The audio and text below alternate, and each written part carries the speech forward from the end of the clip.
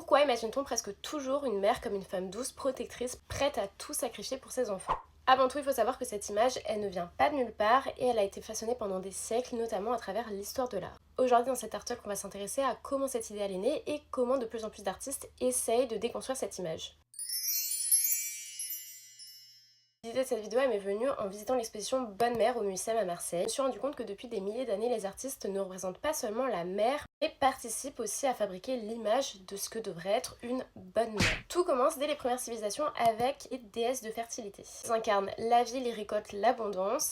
Et leur rôle dépasse largement le fait de donner naissance à un enfant. La déesse de la fertilité, c'est celle qui donne naissance au monde, mais aussi assure les récoltes et donc la survie d'une société. Leur corps, c'est pas seulement celui d'une mère, mais celui d'une communauté. C'est d'ailleurs pour cette raison qu'elles sont souvent représentées avec des ventres généreux, des seins plutôt proéminents, et des hanches très larges. Ces déesses, elles sont présentes dans toutes les civilisations, même si leur nom, leur visage ou leurs attributs changent. Une idée demeure, être une bonne mère, c'est celle qui donne naissance et qui nourrit. Puis arrive le christianisme avec une nouvelle figure de maternité, la Vierge Marie. Avec cette figure, les aspects physiques disparaissent et ce qui est célébré, c'est plutôt les qualités morales. La mère devient douce, patiente, protectrice, prête à sacrifier sa vie pour son enfant. Et pendant des siècles, cette image, elle va façonner notre imaginaire. L'art ne se contente plus de montrer ce qu'est une mère, mais ce qu'elle devrait être.